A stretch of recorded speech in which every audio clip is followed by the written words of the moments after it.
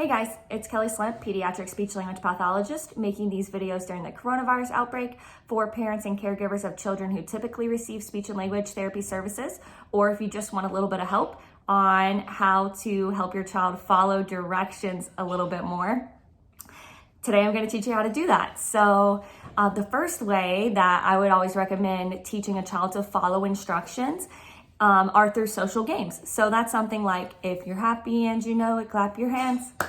So right there, I just gave you a command, but it's in a fun game format, which is fantastic because kids, especially 2 and 1-year-olds and 3-year-olds, don't like to follow commands. So we have to trick them into it. So this is a great way, doing something simple that has the direction there. Social games, research shows us that kids ages 7 and up participate in social games and activities. And so that's something like peekaboo, ring around the rosey, we all fall down. And so you're falling down, you're telling the child to fall down. That is technically a command, even though you're not saying fall down. It's still in the game. If you're happy and you know it, clap your hands. You could do stomp your feet. That's a great way to start introducing a fun way to follow commands. Another model, this is from another speech language pathologist, Laura Mize at Teach Me to Talk. And so she does something that I use a lot during therapy as well. She calls it the tell them, show them, help them model.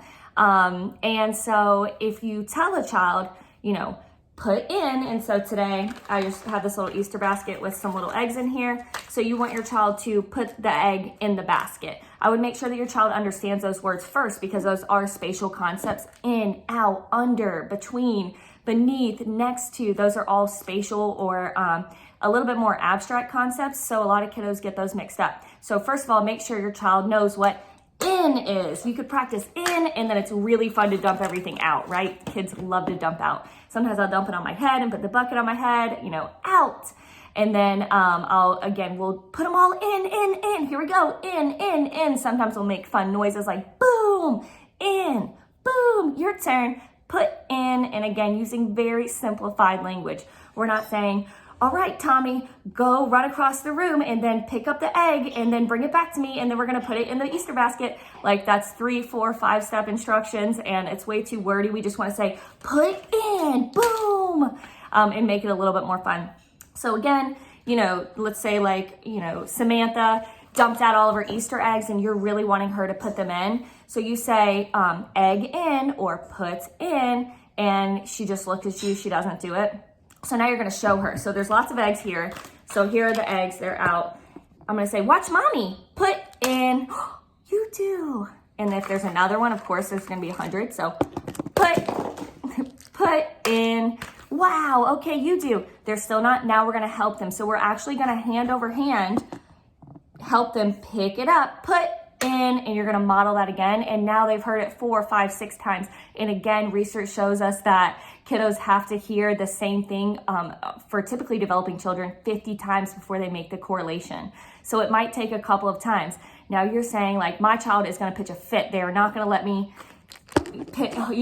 help them grab this egg and put it in 50 times. Like that's just not what's gonna happen. So my kids that are non-compliant or behavioral, what I'll do is, because we can't let them get away with not following the instruction, and that's what happens a lot of times is they are so smart, kids are so smart. They know that you're gonna tell them pick that up, and if they don't do it, you're eventually like, you've got people coming over, so you're gonna go over there and pick it up anyways. Like, I don't have to clean up these cars, like mom's gonna do it for me anyways, right? That's what they're thinking, I'm telling you. So what we have to do is actually physically make them, but we're not gonna put up a fight to where it's gonna ruin like our whole day, but we just want them to understand this is the instruction and this is how we follow it. And so, let's say there's lots and lots of eggs. So Samantha's pitching a fit. She's like, no, I don't want to pick up the eggs. Or not saying anything, just, laying down on the floor and kicking. And so you're going to quickly put all of them in. We can start with 1. And then you're going to help Samantha's hand. And you say, put in. Yay, you did. Good job. You put in. Wow. And you're really going to make a big deal. And she's probably going to be mad that she did it. And again, this is for my kiddos who are behavioral or non-compliant. But eventually, the whole point of it is that the child doesn't escape the task. So a lot of kids, are just escaping the task. Like you're not actually physically making them do it. So they really don't have to. So whenever we start asking them to do 2 and 3 step things, oh, go to your room and put your shoes away, they're not gonna do it because you'll do it for them or they haven't had to in the past.